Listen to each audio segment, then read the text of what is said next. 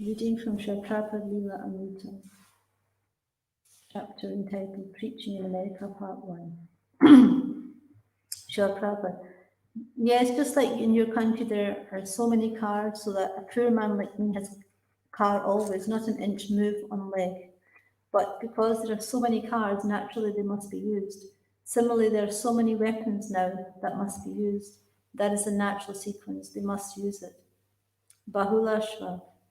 That is why they have wars, just to use up the weapons. Prabhupada. Oh yes, devotee. The only difficulty is that for one person to use the atomic weapon, that means it would be the entire waste of mankind. So everyone is afraid of using the ultimate. Prabhupada. Anyway, they must be used. There's no doubt about it. Therefore, we can say there will be war. This is no astrology. It is a natural conclusion. Devotee. That will be total destruction. Prabhupada. Well, total or partial, that we shall see, but they must be used.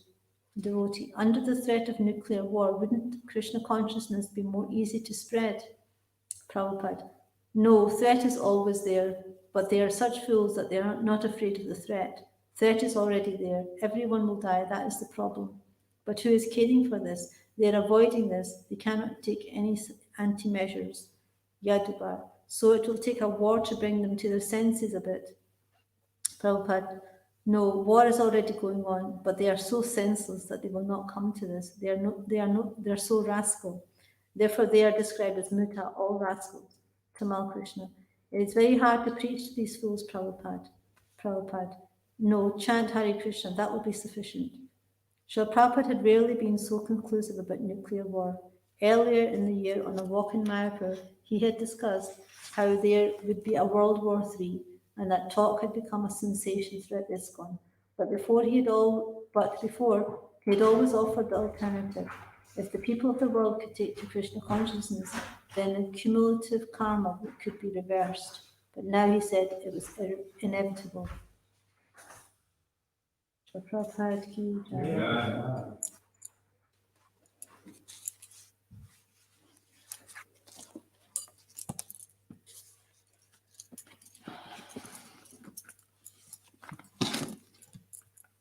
Om Namo Bhagavate Vasudevaya. Om Namo Bhagavate Vasudevaya. Om Namo Bhagavate Vasudevaya. Om Namo Bhagavate Vasudevaya. Reading from Srimad Bhagavatam Canto 5, Chapter 6, Text 10. It's just prose, so just statements. Yenaha bhava kalo manujapashada devamaya mohitaha swavidhi niyoga socha charitra vihina deva hilanani apavratani nicha nijechaya grinanan asnananu cha manasocha keshul unchanadini kalinadama bahulenu pahata diyo brahma brahmana yagya purusha loka vidu shakaha prayena bhavishyanti. Shishi Govindana Shishi. Yena, by which pseudo-religious system? Havava, certainly. Kalo, in this age of Kali. Manuja Upashada, the most condemned men. Deva Maya Mohitaha, bewildered by the external energy or illusory energy of the Supreme Personality of Godhead.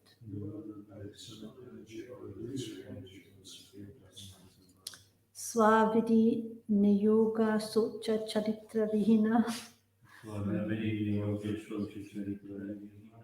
without character, cleanliness, and the rules and regulations given according to one's own duty in life.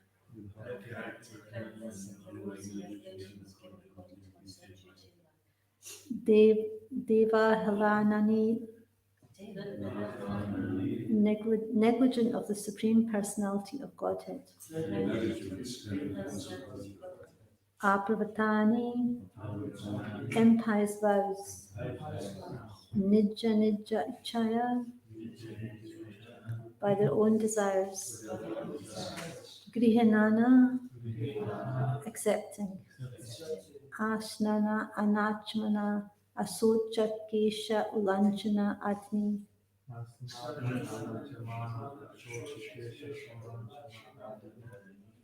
concocted religious principles such as no bathing, no washing of the mouth, being unclean and plucking out the hair.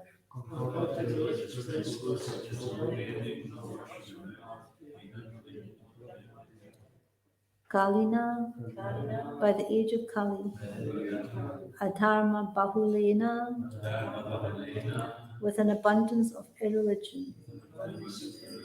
Upahatadiyaha, whose pure consciousness is destroyed.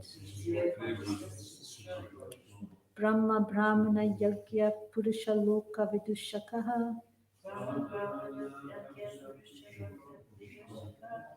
Blasphemous toward the Vedas, the strict Brahmanas, ritualistic ceremonies such as sacrifice, and towards the Supreme Personality Godhead and the devotees. Blasphemous towards the Vedas, the strict Brahmanas, ritualistic ceremonies such as sacrifice, and toward the Supreme Personality of Godhead and the devotees. Prayena, almost entirely. Bhavishyanti, will become. Translation. People who are lowest among men and bewildered by the illusory energy of the Supreme Lord will give up the original Varnashram Dharma and its rules and regulations. They will abandon bathing 3 times daily and worshipping the Lord. Abandoning cleanliness and neglecting the Supreme Lord, they will accept nonsensical principles. Not regularly bathing or washing their mouths regularly, they will always remain unclean, and they will pluck out their hair. Following a concocted religion, they will flourish. During this age of Kali, people are more inclined to irreligious systems. Consequently, these people will naturally deride Vedic authority, the followers of Vedic authority, the Brahmanas, the Supreme Personality of Godhead, and the devotees. Please repeat. People who are lowest among men and bewildered by the illusory energy of the Supreme Lord will give up the original Varnashram Dharma and its rules and regulations. They will abandon bathing 3 times daily and worshipping the Lord. Abandoning cleanliness and neglecting the Supreme Lord.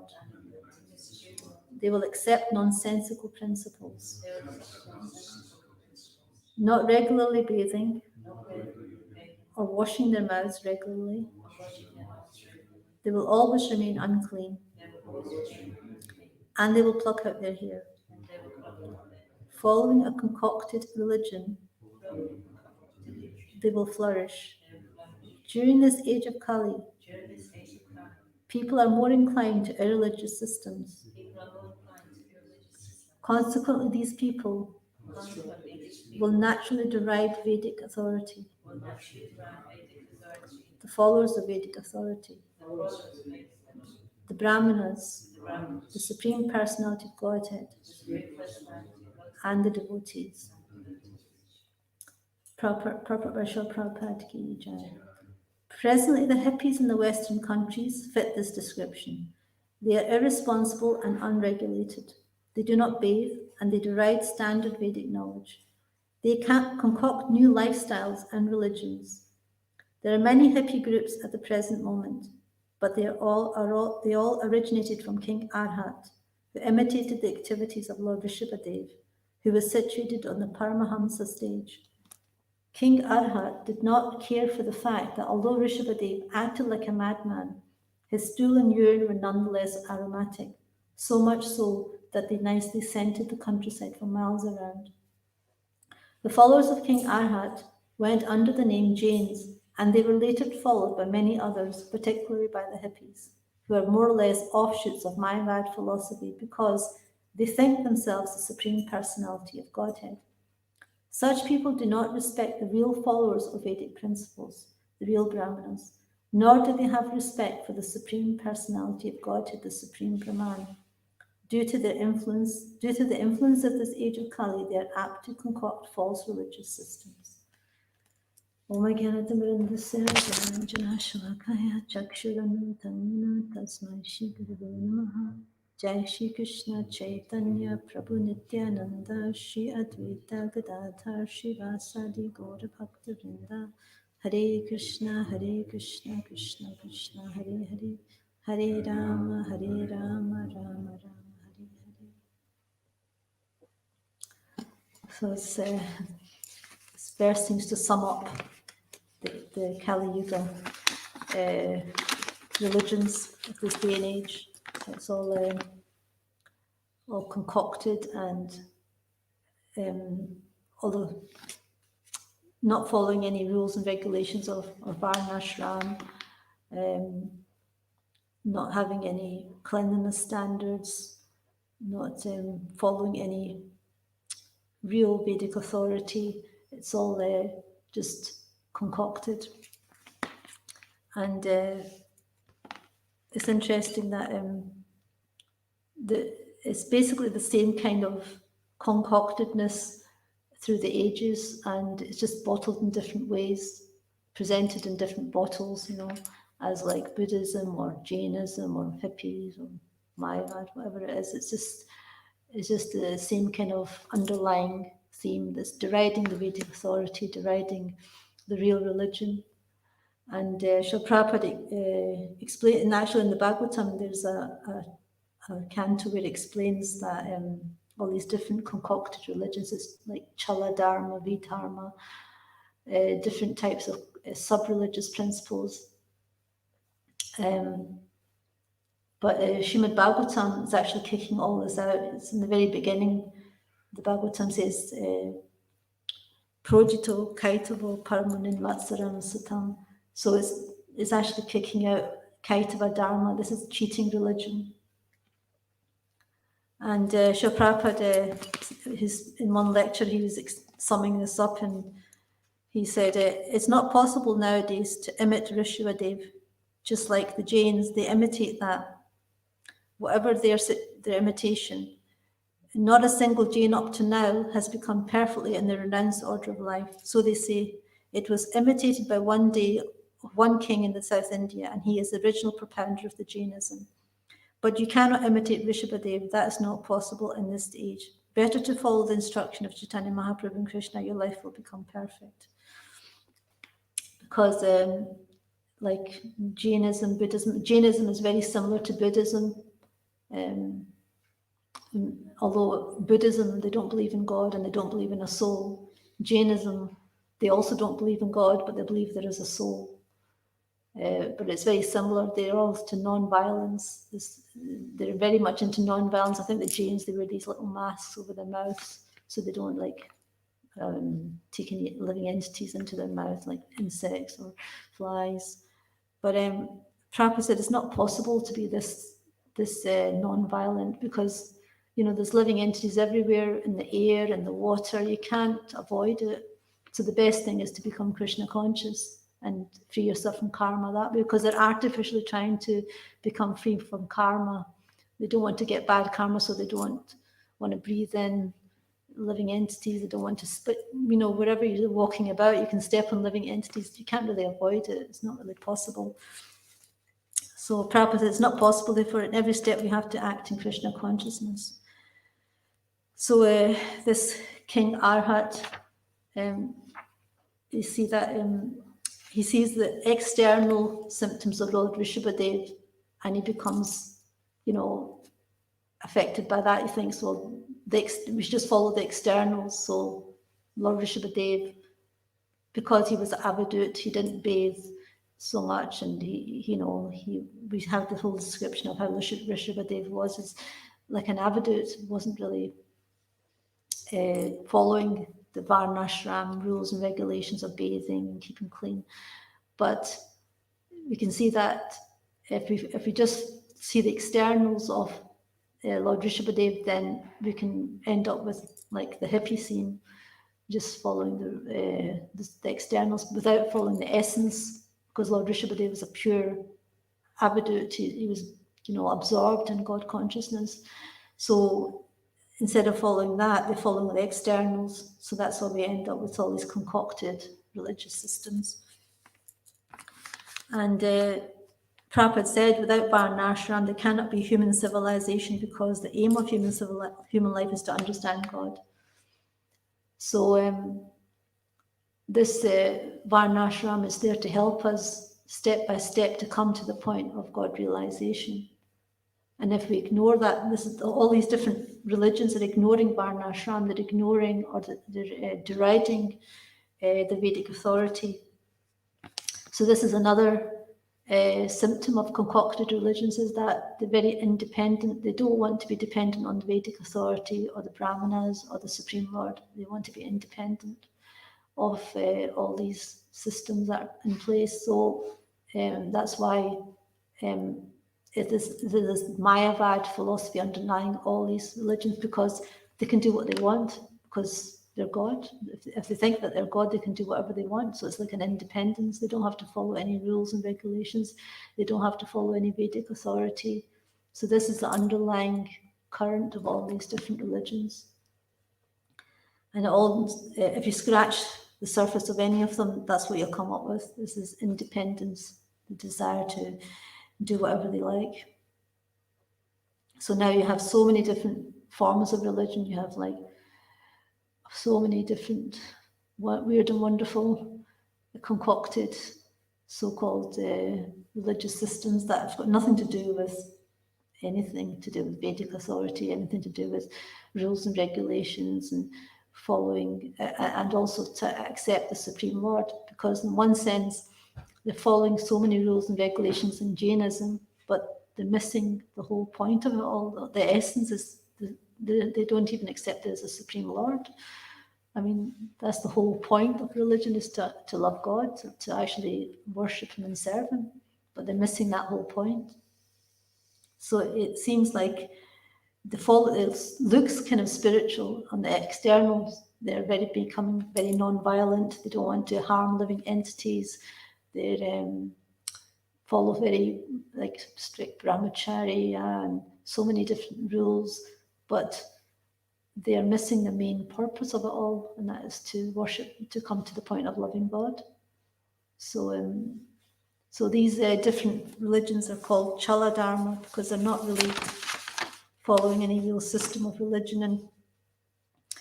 And people, Srila Prabhupada says, people who are lost among men and bewildered by illusory energy, at any moment they can be crashed. Therefore, this modern civilization is most dangerous civilization, soul-killing civilization. And Srila Prabhupada says that this Varnashram is to help society come to a human platform. It's to bring people to the human platform, because without Varnashram, people cannot understand how to live like human beings. The whole system is that the Kshatriyas and the Brahmanas and Kshatriyas are like the managers, and the Vaishyas and Shudras like the workers. And with that in place, then there's actually some sort of society can come out of chaos. It can actually become systematic and prosperous. But because the system isn't in place, then the society is so chaotic. There's like the Chandalas, and the Shudras, they're basically left to do whatever they want. So there's no control. So that's why it's such a like chaotic world, chaotic condition. And basically the four principles of a religion, like meat eating, intoxication, gambling, and illicit sex. So these are actually the principles that are being broken. These are the principles that are being followed, like these irreligious principles. And because people want to still try to enjoy this and lord over the material world, so these are the ways they do it. These are the sinful principles that they follow. And they're basically trying to chew the chewed. And Maya is just presenting all these different things in different ways, again and again, different forms of religion, different forms of Chala Dharma, Upadharma, Vidharma, just so that people can enjoy this material world. And so Maya is just packaging it in different ways. And Srila Prabhupada says, to create a new type of Dharma has become fashionable in this age. So these so-called Vidharmas, according to Bhagavatam, because they go against the real religious system described by Krishna. Sarva Dharma Parityaja. The real religious system is to surrender to the lotus feet of the Lord. That's what Krishna is saying in the Bhagavad Gita. And anything that opposes this principle is called Vidharma or Chala Dharma, Upadharma. So we have to be careful to avoid these various types of cheating religious systems, because that's what's causing so many problems. There's so many different types of philosophies and doctrines, and it's very, very confusing. And that's why people think, well, there's so many different faiths, and everyone says they're right. Everyone thinks that they're the chosen ones, and but it's all just underlying it. It's all false. There's no real religious principles followed by any of them. So we're so fortunate Srila Prabhupada has given us this Krishna consciousness. It's so clear. It's so profound. It's just like, it's what can I say? It saved us from this whole illusory, all these different illusions that's presented by Maya in different forms of even religions, because it's following the real principles of the Vedic authorities. It's following the real Dharma, which is to surrender to Krishna. Is there any questions or comments?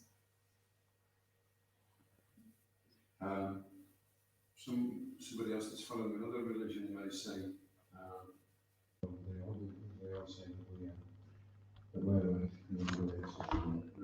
and then they'd say, then you could say, well, look at our philosophy is superior. And they could say, but the character that you're supposed to be displaying doesn't seem to match up with the philosophy. And then there's other people who are following what would seem kind of inferior forms of philosophy or religion, but they're following it, displaying better qualities. Maybe they're very good at forgiving and being very austere and living very simple lives without any electricity or just very, very basic lives. So how would you, would that be a valid comment that somebody could make, that my qualities are better than yours, maybe your philosophy is better than mine, my qualities are better than yours? It's not so much that, if they're, whatever they're following, if it's bringing them to the point of love of God, and they're displaying those symptoms, then that's actually, right? So Sri Prabhupada says that many times, that the whole point of all these religious systems is actually to bring us to the point of love of God. And if they're not displaying love of God and compassion for others, then it's not actually bona fide. It's not actually helping them come closer to that point. And all these other qualities, they're all secondary qualities, because the primary quality is that unalloyed devotion to Krishna. Unalloyed devotion to the Lord is actually the primary principle that's to be followed, and all these other are secondary principles. So if somebody has got all these other qualities, like non-violence, like you see the Jains, non-violent, and forgiving and everything, but if they have no devotion for God, if they have no love for God, then what's the point of all these, it's like ornaments on a dead body, isn't it? So it's nice decorations, but if the body's dead, what's the point of it all? So if they're missing the essence, they're missing God's out the picture, but they've got all these nice qualities, what's the point of it all? So we have to understand the principle is that, we have to learn to love God. But so many of these forms of religion, they don't even have God in the picture, but they're trying to have all these external features that are nice. In the during that he says that there's two leaves that unfurl. One is the disappearance of bad qualities, and the other leaf that unfurls is the appearance of auspicious qualities. So you could say, well, he's not showing so many nice qualities right now, but he's a work in progress, and potentially he will, you know. You could also say like we did, that you can't just judge right now by what's going on because you know the leaf is not unfurled. One of the leaves is unfurled and the other one hasn't. You know, maybe he's shown some nice qualities, but he's also got some really bad ones as well. But what is the whole point of developing those nice qualities? What's the goal of it all? You know, if the goal is nothingness, what's the point of it? You know, if the goal is nirvana or nothingness in the void, then what's the point of doing it? What's the point of being non-violent?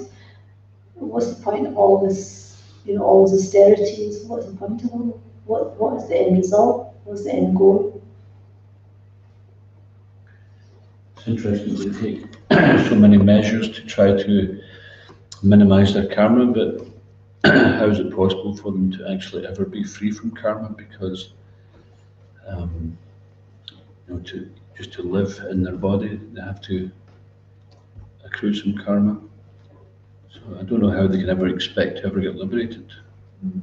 Yeah, because that's what Prabhupada is saying, that it's not possible to be, you know, get free from all this, like, you know, they're trying to be non-violent, but you know, they're stepping, wherever they step, they're going to be killing living entities. Whatever they're breathing, they're going to be killing living entities.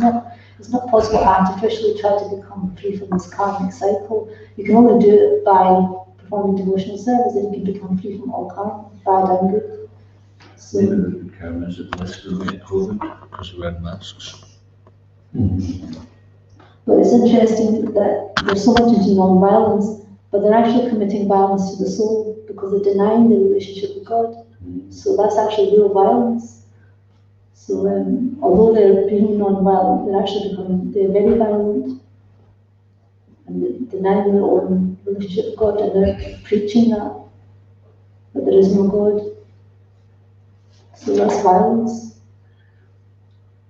Do the Jains also, are they Buddhists in the sense that they avoid this, or do they believe in God? They don't believe in God. They don't. They believe in the soul. They believe in, like the Buddhists, they don't believe in God and they don't believe in a soul. They just believe in, I don't know, nirvana, whatever. But the Jains, they don't believe in God, but they believe there is a soul. But they don't believe anything's created. They believe that the soul always existed, but there's no creator. There's no one who actually created the universe or the soul. So what's the concept of liberation? Nirvana, same kind of thing. Same as the Buddhists, similar to the Buddhists. It's just a very just slight difference.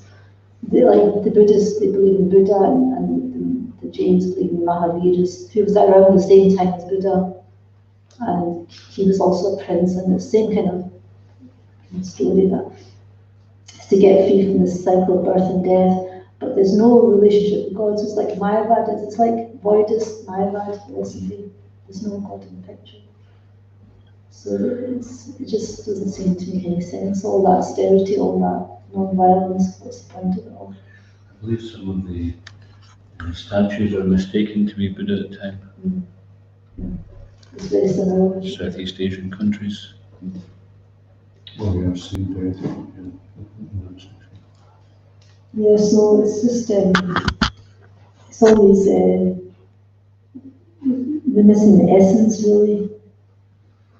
Sri Brahmaji was saying that more important than reading, than distributing the books is to read the books, and obviously you can read the books to apply the books as well. So there is a pressure on us that if we're following the highest philosophy, then the pressure is on us to display qualities which would substantiate that it is right, isn't it? Because if people see a contradiction in what we're giving out and how we're behaving, then it'll make them lose faith in what's there. You know? Yes, it's up to us to imbibe all those qualities that are presented in the books, but it's not like it all comes from chanting Hare Krishna, it all comes from cleansing the heart, and all the good qualities will come from that.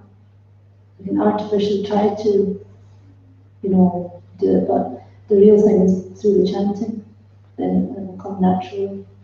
And we have to practice in different ways, but this is the kind of result of chanting. not only the side benefits, but we will naturally develop good qualities by devotional service, by heeding and chanting. So we don't try to do it artificially or try to do it separately. It's well known that Srila Prabhupada preached strongly against two, maybe three things. Yeah, three things. One is about cow slaughter. Another one is about evolution, life comes from matter. Another one's about personalism. At the same time, he never discouraged anyone from following their path. So, and in these days of political correctness, then if people don't like to see others criticising other people, which is a good thing, the religion's got itself a bad name because they're so elitist and our ways the right way, yours is wrong, and they're all saying that. It creates so much confusion and arguments, so it turns people off. So, but at the same time, it's our duty when people start to get interested in Krishna consciousness, it's our duty to put them right. So how would you suggest is a good way of doing that without them feeling like we're just pointing out, like everybody else, that we're better than them? So how would you say that we should do that?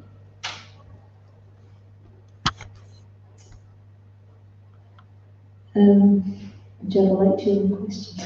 Do you have a light to your own question? Do you have a Light to your own question? A light? Do you have an idea of how that would happen? yeah. I was just wondering what your thoughts were on it. Do you want me to just say the question in short? So basically, I guess what it is preaching in the postmodern age. We have a challenge, which is to bring the highest philosophy to people, and at the same time not seem to be criticising others, even though their philosophy is tantamount to atheism. Even some of them who think they believe in God, they deny the personality of Godhead. So how to present that in such a way as that they become more interested and not less interested. So we don't we encourage them like Prabhupada would encourage, if you're a Christian, be a good Christian. If you're a Muslim, be a good Muslim. Follow the principles that are set in your scriptures, because it's not possible for everyone to come to the point of surrendering, like as Krishna is saying in Bhagavad Gita, surrender everything to me. So we have to understand that everyone's on a different level of God consciousness, and it's all stepping stones to come to, closer to God. So in one sense, to encourage everyone that at least they're following some sort of religious system, at least they're following something rather than nothing. And so to encourage them in their ways, knowing that it may take them very long to get to, it may take them quite a long time to get to the point of accepting, certain principles that we follow, that we just encourage them in whatever way that's, they feel that they can follow. I don't know if that makes any sense. Yeah, certainly trying to speak to them in their level. One thing which I found is helpful is that just to make friends with people first of all and build up some trust, and rather than attacking what they believe in, just show them there's something higher. So for example, say they do believe in the void or they believe in God, then we can discuss, that is there, but the position of it is only in relation to something which is higher, like Brahman, Paramatma, Bhagavan, so like that. So just to say that what you believe is bogus and this is the way, then that often tends to put people off unless they're really sincerely looking for something. So it's a bit like yes, but yes, very good, but there's something higher which is beyond that, which is the source of all that. So I think in a nutshell, it means that we have to do it very carefully. But there are some times where we have to take a chance, because as we're cultivating people, then we can't keep on avoiding telling them what the truth is. We have to bring it up sometime, and there's some challenging things in Prabhupada's books that they're going to come across.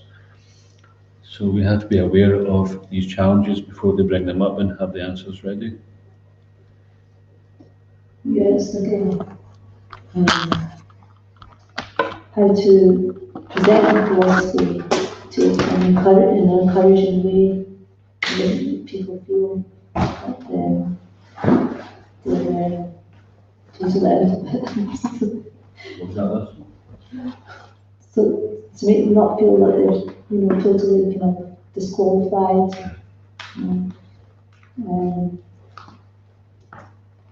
But this is expected. I mean, it's Kali Yuga, and all these new religions are popping up here and there all the time, in one form or another. So you can't expect, people are going to be following Varnashram rules and, the real principles of religion, as Krishna is explaining in the Bhagavad Gita.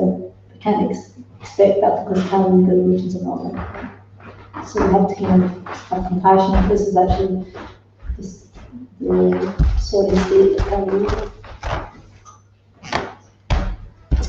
Thank you.